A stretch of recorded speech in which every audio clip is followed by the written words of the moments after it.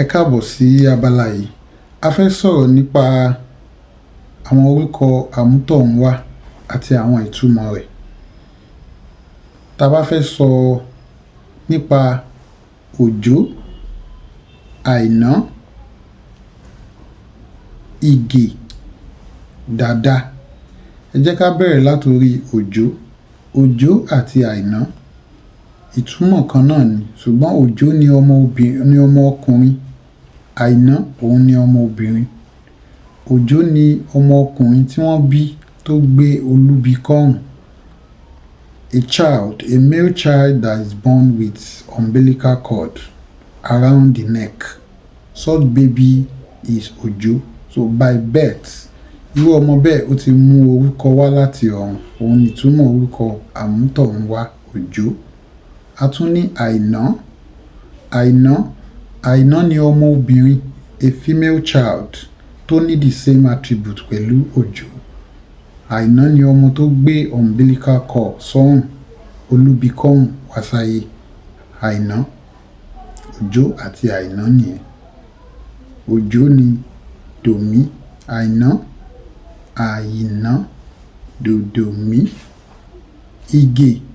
Ìgè ni wọ́n máa ń kì ní ìgè àdùbí. Ìgè àdùbí ni ọmọ tó mú ẹsẹ̀ wáyé. Ọmọ tó mú ẹsẹ̀ wáyé. Wọ́n máa ń pè during birth fún àwọn olóyún, máa ń sọ pé ọmọ tó bá breech. Ọmọ tí ò gbé orí wáyé tó jẹ́ pé ẹsẹ̀ ló mú jáde, ẹsẹ̀ ló kọ́kọ́ tì wá síta. Òun ni ìgè àdùbí. Wọ́n máa ń sọ pé ọmọ tó bá burú ni ìgè, pé tí bàbá bá lè kú kó kú, bí ìyá bá lè lọ kó máa lọ.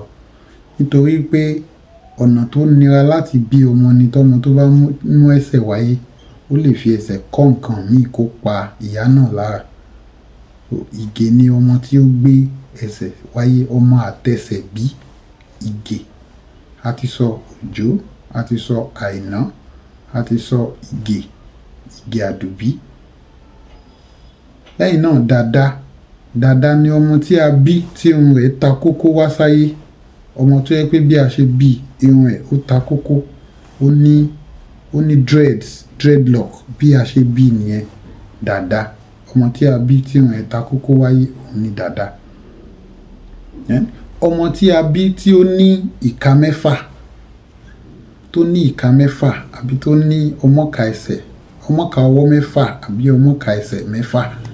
Irú àwọn ọmọ náà ni à ń pè ní Olúgbódi. Remímíre, Olúgbódi. Ọmọ tí a bí tí ó ní ọmọka mẹ́fà, ọmọ ìka mẹ́fà, àbí tó ní ọmọka ẹsẹ̀ mẹ́fà. Olúgbódi ni Yorùbá ń pè. Ẹ ṣeun.